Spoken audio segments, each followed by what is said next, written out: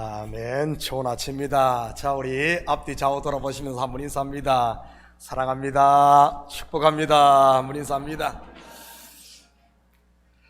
여러분의 기도 덕분에 2주간에 온두라스 선교는 잘 다녀왔습니다. 선교를 갈 때마다 많은 도전과 함께 또한 숙제도 가지고 오는 것 같습니다. 어떻게 하면 그곳에 좀 더 도움이 되고 하나님이 기뻐하시는 선교를 할 수 있을까 하는 숙제 말입니다. 생각나실 때마다 우리 황충렬 선교사님과 황명옥 선교사님 그리고 우라코 국제학교를 위해서 기도해 주시기 바랍니다. 저는 어제 그저께부터 이 목감기가 와가지고 소리를 제대로 낼 수 없게 되었습니다. 아침에 혹시나 해서 코를 2번, 4번씩이나 쑤시면서 코로나 테스트를 한 번 해가지고 불안해가지고 그래서 2번을 했습니다. 하나님을 믿으니 코로나 테스트기를 믿으라. 2분 다 코로나는 아니에요. 그래도 혹시 우리 성도들에게 이 목감기를 옮길까 싶어서 제가 마스크를 했습니다. 그래서 좀 목소리가 좀 많이 변했습니다. 아무튼 이번에 보니까 비포장 도로를 수없이 가면서 먼지를 좀 많이 마시고 그리고 워낙 덥고 습기가 심하다 보니 저녁에부터 아침부터 잘 때 에어컨을 틀어놓는데 저녁에는 더워서 좀 빵빵하게 틀고 새벽 되면 추우면 끄야 되는데 발발 떨면서도 그게 리모컨을 이게 못 누르는 거예요. 그래서 그것을 2주 동안 하고 났더니만은 이 목감기가 걸렸습니다. 저만 그런 것이 아니라 거기에 보니까 선교사님도 그러고 다 콜록콜록해요. 설마 저는 괜찮겠지 했는데 올 때쯤 되니까 목이 칼칼하더니만은 걸렸습니다. 아무튼 위에서 기도해 주시고요. 영적으로는 충만한데 좀 몸은 조금 불편합니다. 참 하나님의 일하심은 놀라운 것 같아요. 제가 이번에 선교 가기 전에 제가 숙제를 하나 가지고 왔습니다. 뭔가 하면은 우리 성도들 중에 요즘에 전도의 불이 좀 일어나고 있어요. 그래서 자비량을 들여서 뭡니까 우리 전도 이 물티슈를 만들고 전도지를 이렇게 또 복사하고 목사가 시키지 않았는데도 성도들이 그렇게 하셔요. 그러면서 저에게 짐이 하나 왔습니다. 목사님 우리가 전도팀을 꾸려서 나간데 목사님이 좀 훈련 좀 시켜주십시오. 목사님이 좀 도와주십시오. 그런데 사실 저도 이 전도 훈련을 특별히 받은 적이 없거든요. 한국에서는 어떻게 전도합니까? 주위가 전부 아파트다 보니까 매주 월요일 전도팀 한 20명이 모여서 아파트에 들어가서 경비의 눈을 피해서 그 아파트 15층부터 하고 위로 밑으로 쫙 넣으면 전도지를 돌리고 혹시 또 문을 두드려서 누가 나오게 되면은 요 앞에서 나왔습니다. 교회 나오십시오 하는 그런 훈련만 그것만 했습니다.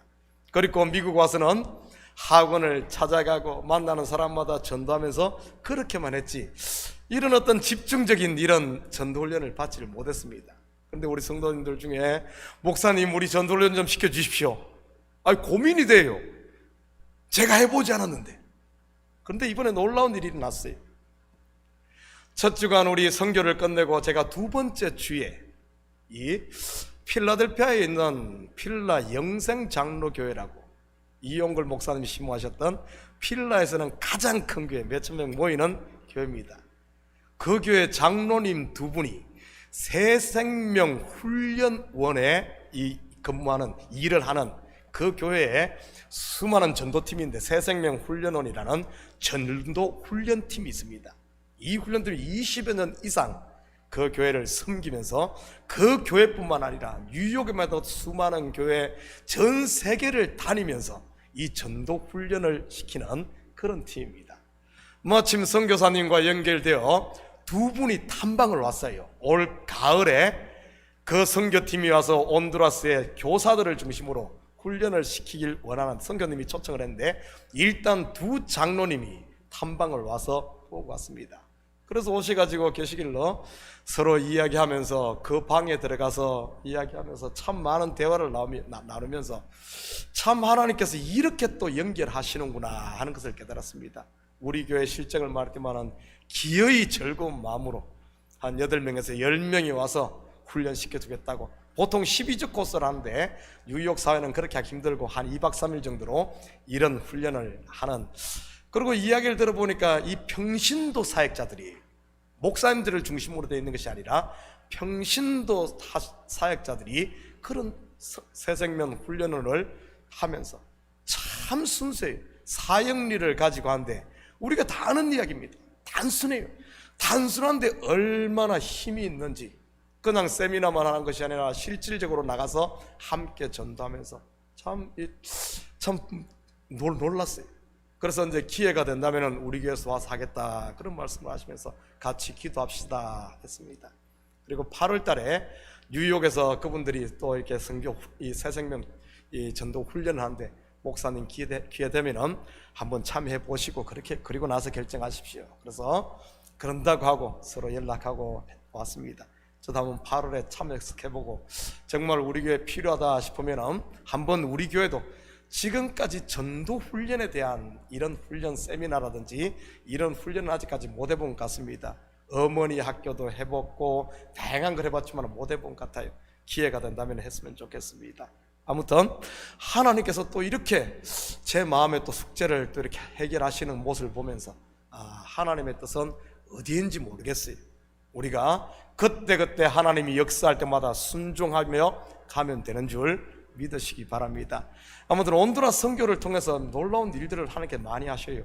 우리 여기 계신 우리 전상혁 형제도 온두라스에 가서 만나가지고 전도해서 데리고 온 우리 청년이거든요.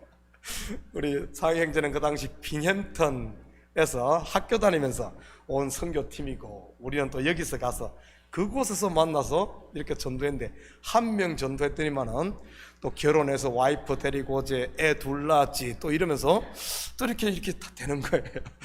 하나님께서 참 놀랍게 역사하시는 것 같습니다. 아무튼 기도하시고 또 우리 전도팀들 같이 기도했으면 좋겠어요. 하나님께서 어쩌면은 또 우리 전도팀들 뿐만 아니라 우리 온 성도들이 전도 훈련을 받을 수 있는, 사실 지금 코로나 이후에 교회가 우리 교회만 그런 것이 아니라 다른 교회들도 20%에서 30% 정도들이 성도들이 집에서 쉬고 있어요. 다시 말해 추수할 때가 되었는데 일꾼들이 필요한 이런 때입니다. 그래서 어쩌면 또 우리를 훈련시켜서 일꾼으로 쓰시지 않을까 기대도 해봅니다. 아무튼 기도해 주시기 바랍니다. 제가 지금 목감기가 좀 있어가지고 오늘 예배 후에는 제가 악수를 하지 않습니다. 우리 목사님 변했나 그러지 마시고요, 좀 이해를 해 주시고, 또 제가 한 사성도와 오래 이야기 안 할 겁니다. 혹시나 모르기 때문에. 여러분들은 다 면역이 강해서 괜찮겠지만은 그래도 혹시 몰라서 제가 조심을 하니까 좀 이해해 주시기 바랍니다. 오늘 보면 여러분 모두에게 아주 익숙한 이야기입니다. 예수님께서 성전을 정화하는 이야기로 말이지. 그런데 익숙하고 잘 아는 내용일수록 그 본문의 참 의도를 놓치는 경우가 많습니다. 그런 대표적인 것 중에 하나가 오늘 본문이 아닐까 생각을 해봅니다.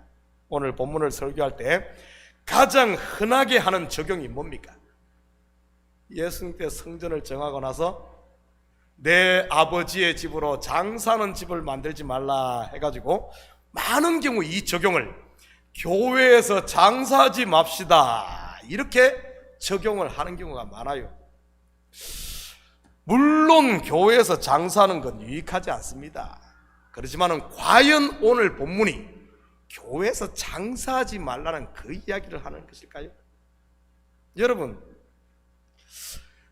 가운데 교회에서 장사해 보신 분 계십니까? 제가 알기로 여기에 계신 분들 중 장사하지 않은 사람은 아마 한 명도 없을 겁니다. 장사가 뭐죠? 좀 유식한 말로 하면 매매인 겁니다. 그렇다면 매매가 뭡니까? 재화와 금전의 교환이 매매인 겁니다. 쉽게 말하면 팔고 사는 것이 매매요 장사인 겁니다. 다시 말해 파는 것도 장사요 사는 것도 장사인 겁니다. 얼마 전 선교바자 할 때 물건을 파신 분들, 그리고 물건을 사신 분들, 여러분 그게 장사가 아니고 뭡니까? 제가 알기로 점심들 다 사서 드신 줄 압니다. 그럼 모두가 장사한 거네요? 목사님 그것은 제 개인의 이익을 위한 것이 아니라 선교를 위한 주의 일 아닙니까? 하시는 분들 계실 겁니다. 맞아요. 그래도 장사는 장사입니다. 그렇다면 오늘 본문에 나오는 여러분 이 사람들은 무엇을 위해 소와 양과 그리고 비둘기를 팔고 삽니까? 무엇을 위해서죠? 하나님께 제사를 드리기 위해서 한 겁니다. 그리고 돈을 바꾸는 환전은 왜 합니까? 제사에 쓸 재물을 사기 위해서요, 성전세를 내기 위해서인 겁니다. 성교하는 일보다 더 거룩한 일 아닌가요? 그런데도 예수님은 아버지의 집으로 장사하는 집을 만들지 말라고 하시네요. 그렇다면 분명한 사실 하나는 예수님의 이 장사하지 말라는 말이 우리가 생각하는 윤리적이고 도덕적인 교회에서 장사하는 그런 말씀이 아니면 분명한 사실입니다. 그 말 아니에요. 오늘은 예수님의 이 말씀 속에 담긴 진리를 깊이 있게 좀 공부해 보도록 하겠습니다. 괜히 엉뚱한 사람 잡지 말고요, 엉뚱한 사람 잡지 말고 상식적으로 가능하면 여러분 성도들끼리 돈거래는 하지 않는 것이 좋습니다.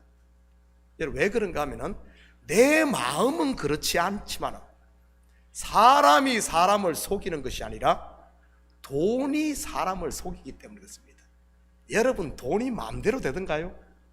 집사님 나 돈이 급한데 일주일 후면은 요런 돈이 들어오니까 좀 급하니까 좀 빌려주십시오. 그래 빌려 썼어요. 일주일 후에 요런 돈이 들어와야 되는데 그 돈이 그렇게 마음대로 되던가요? 안 들어오면 어떻습니까? 내 마음은 갚으려고 다 했는데 이게 안 되는 거예요.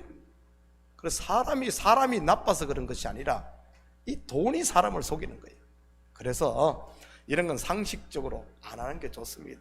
그런데 오늘 본문의 이야기는 단순히 그런 이야기 아니에요. 그런 이야기 아니에요. 의미를 좀 깊이 있게 살펴보십시다. 본문 13절 14절입니다.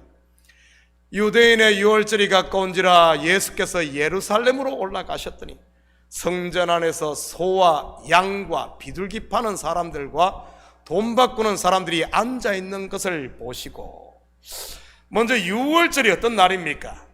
430년간의 애굽의 종살이에서 해방된 날입니다. 어떻게 그들이 바로의 압제로부터 풀려났나요? 어린 양의 피 흘림으로인 것입니다. 물론 장자의 죽음을 대신한 유월절 어린 양은 예수 그리스도를 예표하는 것이고요, 유월절 절기에는 유대인이라면 반드시 예루살렘 성전에서 제사를 드려야 했습니다. 그리고 본절은 당시 성전의 전형적인 모습이고요, 이번에 1300명이 넘게 숨진 사우디아라비아에 있는 이슬람 성지 순례 하지를 생각하면 그림이 좀 그려질 겁니다.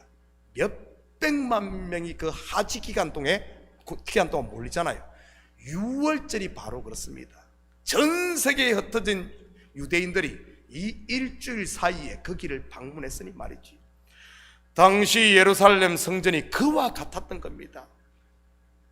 디아스포라 유대인들이 모이니, 여러분 이스라엘 그 팔레스타인에 있는 사람들만 모이는 게 아닙니다. 전 세계에, 여러분 이 성경의 역사를 공부해보면 BC 580년, 그리고 이 북이스라엘은 BC 720년에 망했잖아요. 그리고 아수르로, 애굽으로, 유럽으로 전 세계에 흩어지지 않습니까? 그 흩어진 유대인들이 자녀를 놓고 회당을 만들고 거기서 살았으니 얼마나 유대인들이 심지어 일본에까지 유대인들이 왔다 그러지 않습니까? 그 사람들이 6월절에 모이니 전 세계의 각 돈이 전부 다른 돈이 왔을까요? 그게 환전은 절대적인 것이지, 필수적인 것 아니겠습니까?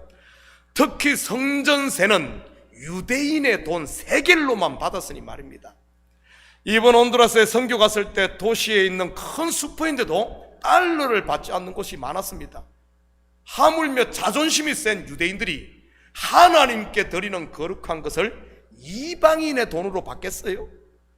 세계에 흩어진 디아스포라 유대인들 6월절 제사를 드리기 위해 산 넘고 강 건너고 심지어 바다까지 건너서 와야 하는데 어떻게 소를 끌고 양을 끌고 비둘기를 케이지에 담아서 올 수 있겠습니까?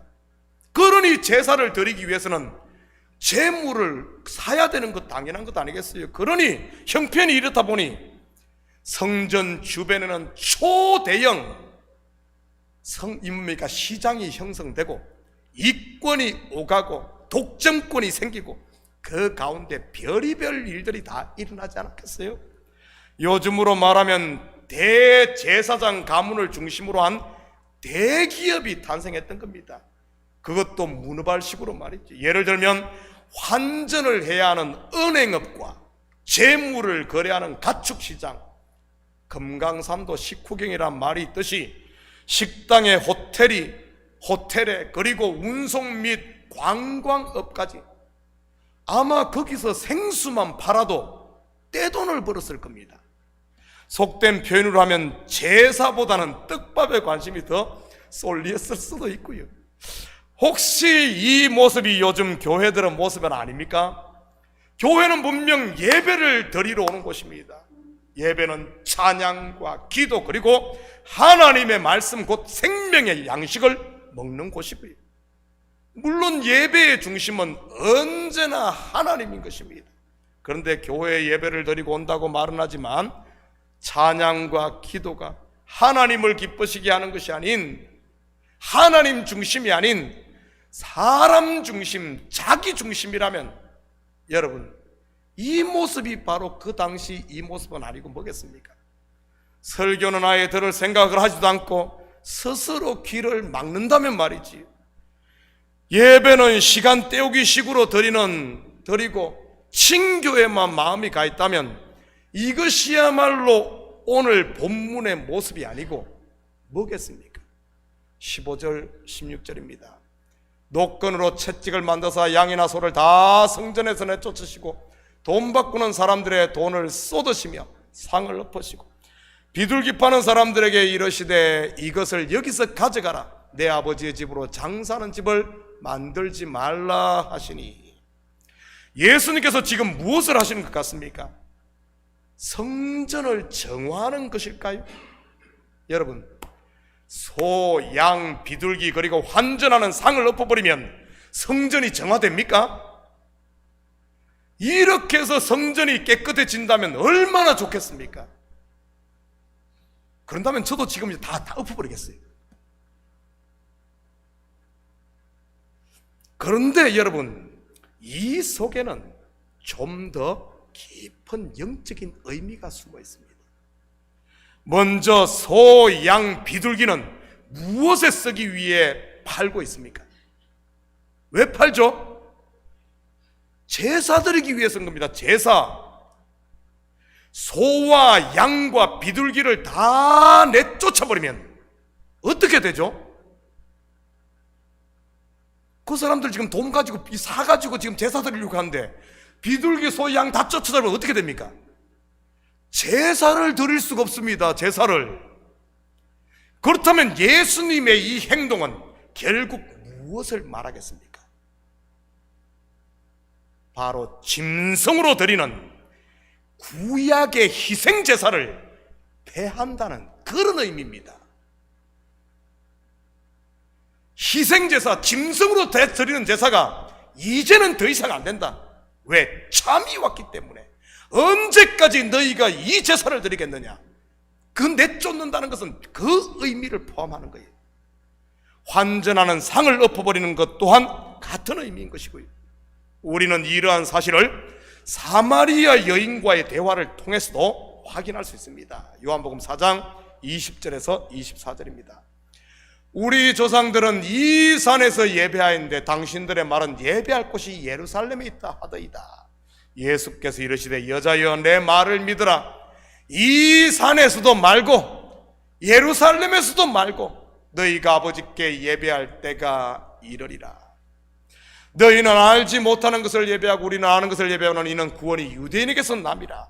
아버지께 참으로 예배하는 자들은 영과 진리로 예배할 때가 오나니 곧 이때라. 아버지께서는 자기에게 이렇게 예배하는 자들을 찾으시느니라. 하나님은 영이시니 예배하는 자가 영과 진리로 예배할지니라. 더 이상 짐승 제사가 아닌 예수의 이름 진리로 예배한다. 이 산에서도 말고 예루살렘에서도 말고 무슨 말입니까? 구약의 희생 제사가 바로 이제는 영과 진리로 예배한다. 예수 그리스도로 예배하는 은혜의 제사를 말하는 것이지. 그리고 내 아버지 집으로 장사하는 집을 만들지 말라고 하시네요. 서두에서 장사가 뭐라고 했습니까? 재화와 금전의 교환, 곧 물건을 주고 그에 상응한 대가를 받는 것이 장사인 겁니다. 그런데 여기서 말하는 장사는 우리가 생각하는 단순한 상업 활동을 말하는 것이 아닙니다. 이 속에는 제사적, 제의적이고 종교적인 장사, 그 의미를 담고 있는 겁니다. 여러분, 예를 들면 죄를 지은 사람이 짐승 제물로 하나님께 드림으로 죄 사함을 받는 것이 제의적인 장사입니다. 내가 짐승을 주었으니 그에 상응하는 이것을 내 생명 대신에 줬으니 내 생명 죽을 자가 사는 것, 이게 제의적인 장사입니다. 누군가 눈을 상하게 하면은 고기에 상응하는 대가로 눈을 상하게 하는 것, 이게 장사이지요. 이를 상하게 했으면 이에는 이, 생명에는 생명으로 갚는 것이 종교적, 제의적 장사인 겁니다. 다시 말해 성경에서 장사한다 또는 매매한다는 말은 율법 아래 있는 상태를 일컫는 단어인 겁니다.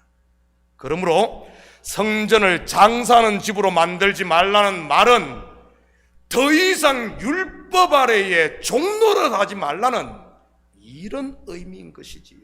그렇다면 왜 성전에서 예수님께서는 장사를 못하게 한 것일까요? 이사야 55장 1절에서 3절입니다. 오호라 너희 목마른 자들아 물로 나오라. 돈 없는 자도 오라. 너희는 와서 사 먹되 돈 없이 값없이 와서 포도주와 젖을 사라.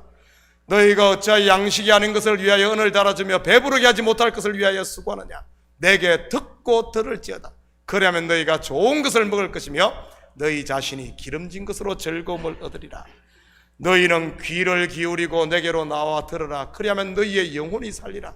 내가 너희를 위하여 영원한 언약을 맺으리니 곧 다윗에게 허락한 확실한 은혜니라.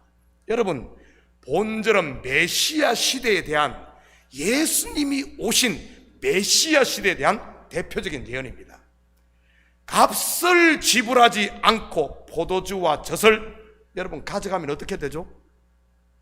나 지금 포도주 팔려고 포도주 잔뜩 갖다 놨어. 젖을 갖다 놨어. 근데 값을 안 받고 그냥 가져가면 어떻게 됩니까? 포도주 장사, 우유 장사 다 망하는 것이지요. 그런데도 돈 없이 값 없이 포도주와 젖을 사라고 하네요. 그렇다면 이것은 어떤 의미겠습니까? 누군가 포도주와 젖의 값을 이미 다 지불했다는 뜻 아니겠어요? 물론 여기서 포도주는 천국의 기쁨을, 그리고 젖은 생명의 양식을 상징하는 것이고요. 그렇다면 저주와 심판 아래 있던 죄인들에게 저주와 심판의 값을 지불하신 분이 누굽니까? 바로 하나님입니다. 자기의 독생자 예수 그리스도로 저와 여러분의 죄값을 지불하신 것이지. 우리는 이러한 모습을 유월절 사건이 아니면 요셉과 형제들의 이야기를 통해서도 확인할 수 있습니다. 여러분, 먼저 요셉이 형제들에게 애굽의 종으로 팔리고 보디발의 아내로부터 모함을 받아 감옥에 들어가지만 결국은 그 사망의 엄침한 골짜기에서 요셉은 멋있게 부활합니다. 바로 총리가 되어지지. 그 후 애굽과 가나안의 기근이 들어 요셉을 팔았던 형제들이 애굽에 있는 요셉에게 양식을 사러 옵니다. 장사하러 오지요. 돈을 보따리 싸가지고 말이지요. 그런데 요셉이 어떻게 하던가요? 형제들로부터 양식의 값을 받던가요? 장사를 하던가요? 아닙니다. 그들이 가지고 온 돈을 전부 형제들이 가지고 온 자루에다가 도로 넣어서 보냅니다. 형제들은 장사하러 왔는데 요셉은 장사를 하지 않아요. 내 아버지 집으로 장사하는 집 만들지 마라. 다시 말해 장사를 한 것이 아니라 무료로 줍니다. 은혜를 베푸는 것이지. 유월절도 마찬가지 아닙니까? 율법 아래 있던 애굽은 장자의 값을 지불하는 장사를 하는데 이스라엘 백성들은 장사를 하지 않습니다. 어린 양의 피 흘림을 통해 죽음을 면할 뿐만 아니라 애굽에서 해방되어 나오는 것이지. 여러분 가운데 아직도 성전에서 장사를 하고 계신 분 없습니까? 내가 이만큼 하면 저만큼 받으려고 생각하시는 분들 말이지. 그것도 욕심도 많아. 30배, 60배, 100배 운운하면서 말이지. 이만큼 내가 교회에서 열심히 했는데 알아주지 않아서 혹시 마음에 서운하고 삐져 있는 분 계세요? 혹시 그런 분 계시다면 이제는 장사 그만할 수 있기를 축복합니다. 하나님은 하루 1시간 일한 일꾼이나 하루 8시간 일한 일꾼이나 모두 생명의 값, 유일한 아들의 값, 독생자 예수 그리스도 한 데나리온을 우리에게 주시기를 기뻐하시는 분이니까요. 그것도 값없이 은혜로 말이죠. 여러분 가운데 100배를 받았습니까? 그분에게 감사하시기를 바랍니다. 30배를 받았나요? 그저 감사하시기를 바랍니다. 그렇게 받은 것이 나의 어떠함 때문이 아닌 그분의 선하심과 사랑 때문에 주신 것이니까. 18절 19절입니다. 이에 유대인들이 대답하여 예수께 말하기를 네가 이런 일을 행하니 무슨 표적을 우리에게 보이겠느냐? 예수께서 대답하여 이르시되 너희가 이 성전을 헐라 내가 사흘 동안에 일으키리라. 여러분 여기서 표적으로 번역된 헬라어 세메이오는 단순히 기적 미라클을 말하는 게 아닙니다. 이 세메이오는 어떤 실체를 가리키는 사인을 말하는 겁니다. 영어의 이 사인이 헬라어 세메이온 표적에서 온 단어이고요. 예를 들어 제가 제 손가락으로 뒤에 있는 시계를 가리킨다면 이 시계를 가리키는 이 손가락은 사인입니다. 세메이온, 표적인 것이지. 그렇다면 이 손가락이 가리키는 실체는 뭡니까? 저 뒤에 걸려있는 시계입니다. 12시 5분이네요 앞으로 10분 안에 끝낼 테니까 졸지 마시고 잘 들으시기 바랍니다. 유대인들이 예수님께 표적을 구합니다.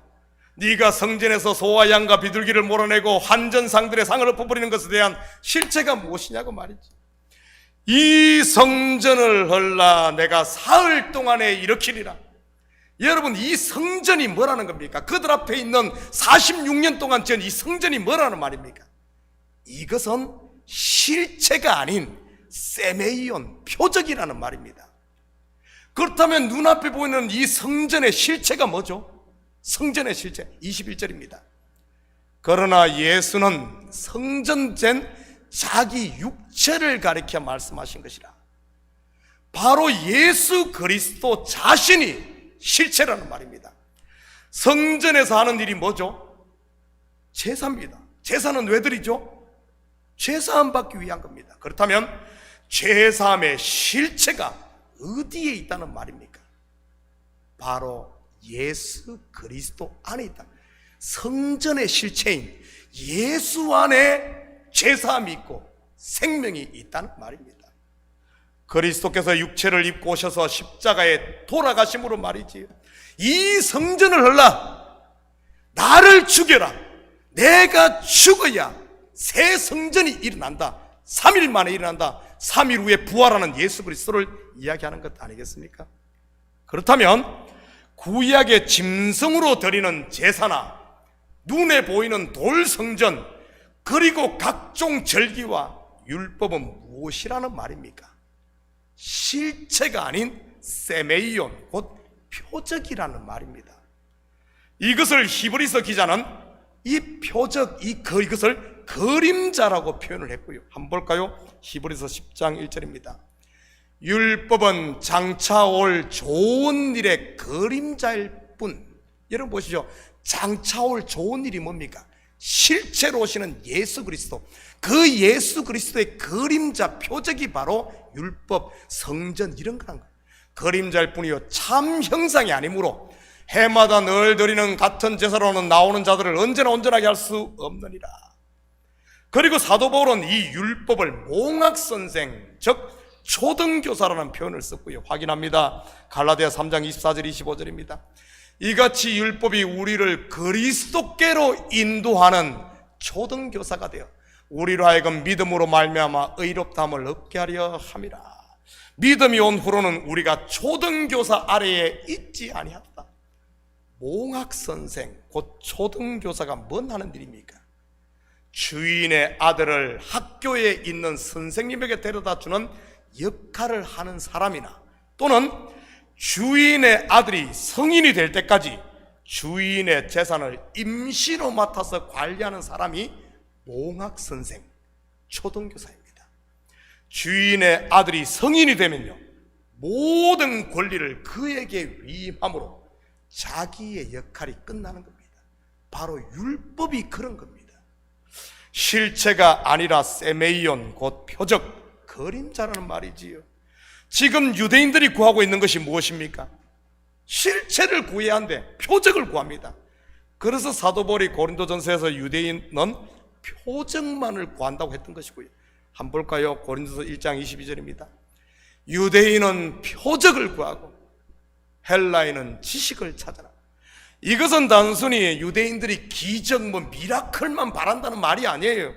바로 율법만 붙들고 있다는 말인 것입니다. 성전의 실체요, 율법을 완성하신 진리신 그리스도가 왔는데도 말이지요. 그렇다면 성도인 우리가 찾고 구해야 하는 것이 무엇이겠습니까? 계속해서 23절 24절입니다. 우리는 십자가에 못 박힌 그리스도를 전하니 유대인에게는 거리끼는 것이요 이방인에게는 미련한 것이로되 오직 부르심을 받은 자들에게는 유대인이나 헬라인이나 그리스도는 하나님의 능력이요 하나님의 지혜니라. 우리가 구하고 찾아야 할 것이 뭐죠? 예수 그리스도인 것입니다. 저는 우리 식구들이 이제는 자기 자랑이 아닌 나는 율법을 이만큼 지켰어, 나는 도둑질하지 않았어, 나는 간음하지 않았어, 나는 이렇게 했어, 그러니까 하나님 앞에 상 받아야 돼, 이런 율법을 구하고 나는 7개 지키고 너는 3개밖에 못 지켰으니 나는 의인 너는 죄인, 이런 율법 아래 있지 않기를 축복합니다. 이제는 이런 것에서 벗어나 내 자랑이 아닌 우리의 자랑은 그리스도의 십자가가 되기를 축복합니다. 그 사람이 바로 하나님 앞에 지혜로운 사람이니까요. 이 성전을 헐라 내가 사흘 동안에 일으키리라. 무슨 말이죠?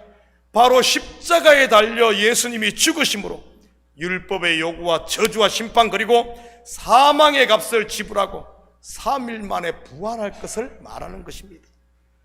제자들의 예수님의 이 말씀을 알았을까요? 전혀 알지 못했습니다. 물론 예수님께서 부활하시고 성천하신 후 성령이 그들에게 임한 후에야 그들의 영의 눈이 열려서 이 말씀을 분명히 이해할 수 있었던 것이고요. 이것은 지금 우리도 마찬가지인 겁니다. 여러분, 설교를 들을 때 다 이해가 됩니까? 물론 좀 이해가 될 수는 있어요. 그렇지만 제가 장담한다, 다 이해되진 않을 겁니다. 여러분, 제발 이해가 안 된다고 부정하거나 자기 자신을 학대하거나 낙심하지 마시기 바랍니다. 내가 못 알아듣는다고 목사님 설교가 틀렸어, 목사님 설교 이상하게, 목사님 이단 아닌가, 제발 이런 소리 하지 말아요. 모르면은 가만히 있어요. 가만히 있어. 여러분, 또 내가 좀 못 알아들어, 다른 사람은 아멘 하면 고개를 끄덕끄덕해. 옆에 돌아보니까 그건 나는 뭔 소리인지 모르겠어. 그래서 자기를 막 나는 못 배워서 그래. 나는 제발 공부를 좀 열심히 할게. 학교 다닐 때 맨날 농땡이 치더만 못 알아듣는가 봐. 자기를 그렇게 자책하지 말아요. 그럴 필요 없어요. 그럴 필요 전혀 없어요. 여러분, 남들보다 좀 안다고 해서, 좀 이해가 된다고 해서 교만하지 마시고요. 성경은 그런 것 아니에요. 국민학교도 못 나온 난 놓고 기억자도 모르는 우리 옛 어르신들도 성령이 그들 속에 역사하니 하늘의 비밀, 박사학위를 가진 사람도 깨닫지를 못하는 성경의 비밀, 하나님의 비밀이 이해되어지는 겁니다. 성령의 역사. 내가 아무리 공부를 해도, 아무리 공부를 만약에 똑똑해도 성령이 역사하지 않으면 성경의 말씀이 대관절 도저히 믿어지지가 않아요. 믿는 사람들 보면은 저 인간은 미쳤던지 무식해서 그런다고 이렇게밖에 비춰지지 않아. 성령이 역사하지만 알 수가 없는 겁니다. 여러분, 기다려요. 이해가 안 된다고 낙심하지 말고 기다려요. 여러분, 언제 성령의 하나님의 말씀이 이해되어지고 분명하게 드러나는 줄 압니까? 내가 그리스도와 함께 십자가에 못 박히고 그와 함께 살아나 하나님의 성령이 내 속에 감동하고 역사할 때 모든 것이 열려지는 줄 믿으시기 바랍니다. 요한복음 14장 26절입니다. 보혜사 곧 아버지께서 내 이름으로 보내실 성령, 그가 너희에게 모든 것을 가르치고 내가 너희에게 말한 모든 것을 생각나게 하리라. 여러분, 베드로 어떻습니까? 갈릴리 이방인 취급당하던 갈릴리의 어부였어요. 뭘 알겠어요? 그 당시 똑똑한 사람들은 다 어디 있습니까? 예루살렘입니다. 예루살렘이었어요. 그 갈릴리 뭘 알겠어요? 그러니까 예수님이 아무리 가르쳐도 뻘소리만 하고 다니는 거예요. 뻘소리만. 그리고 오죽했으면 예수님께서 답답하니까 뭐래요? 이 사탄아 물러가라. 누구 보고? 베드로 보고. 얼마나 답답한 소리를 했으면 그러겠어요. 답답한 소리를 했으면 자기 저 사탄이래. 얼마나 답답했으면. 그런 무식하고 이해가 되지 않고 뭔 소리인지를 못 알았던 베드로가 오순절 성령이 강림하자 어떤 일이 일어납니까? 하늘의 비밀이 열려지는 거예요. 3년 동안 따라다녔던, 그렇게 이해되지 않고 들리지 않던 예수님의 말씀이 쫙 열리면서 그가 입을 열어 외칠 때 어떤 일이 일어난 줄 압니까? 한 번 설교에 3,000명이 돌아오는 역사. 문 목사는 설교에도 한 명도 안 돌아오는 것 같던데 3,000명이 돌아온 그 역사가 베드로가 잘나서 그랬어요? 아니요, 성령이 역사하니까. 결국 누가 우리 속에서 일한다는 말입니까? 내가 아니라 성령이 일하시는 줄 믿으시기 바랍니다. 우리는 그분의 이끄심에 순종만 하면 되는 거예요. 여러분이 잘 된다고 해서 교만하지 마시고 안 된다고 해서 낙심하지 마십시오. 성령이 역사하면 하나님의 일은 되는 거예요. 하나님은 그때를 기다리는 거예요. 그때를. 그래서 성도는 성령의 기름을 항상 준비하고 있어야 하는 겁니다. 그래야 은혜의 불, 감사의 불, 기쁨의 불, 그리고 영혼을 향한 긍휼의 불이 꺼지지 않고 타오를 수 있는 것이고요. 그리고 그분의 뜻과 사랑을 성령이 임하고 성령이 충만할 때 분명하게 알 수 있는 것이니까요. 나는 우리 성도들이 좀 이 성경의 진리를 바로 알아서 좀 항상 우리가 깨어서 성령 충만을 고대하고 기도하고 말씀을 사모할 수 있기를 축복합니다. 사랑하는 성도 여러분, 이 한 주도 옛 성전 곧 육신의 소욕들이 올라오려고 할 때마다 다시 십자가의 복음 앞에 서므로 성령이 가시는 거룩한 하나님의 새 성전으로 지어지므로 여러분, 이젠 더 이상 은혜 받은 자가, 하늘의 모든 것을 받은 자가 내가 이만큼 하니까 또 이만큼 받기를 바라는 이런 헛된, 또 아니면은 이렇게 했는데 나를 안 알아줘 삐지는 이런 장사하는 삶이 아니라, 율법 아래 종로로 사는 삶이 아니라 이제는 그분이 우리에게 허락하시는 하늘의 은혜와 평강, 하나님 자녀된 복, 이 기쁨의 복을 좀 누리고 하나님의 나라를 누리고 전하는 이런 복된 삶이 되기를 예수님의 이름으로 축복합니다. 같이 기도하십시다. 사랑의 아버지 하나님, 참으로 감사를 드립니다. 분명 예수님께서는 내 아버지 집으로 장사하는 집을 만들지 말라 했는데 우리는 여전히 아버지 하나님, 내 욕심을 따라, 내 생각을 따라, 내 아버지 하나님 교만, 혹시 아버지 하나님 장사하고 있지는 않습니까? 율법 아래 종노릇하고 있지 않습니까? 하나님이 주신 은혜를 누려야 함에도 내 의를 내세우려고 자꾸 하는 이런 아버지 하나님 장사를 하고 있지는 않습니까?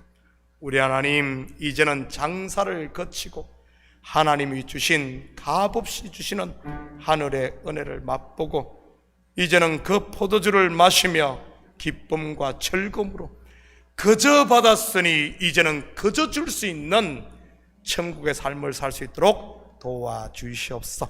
감사드리며 예수님의 이름으로 기도드립니다.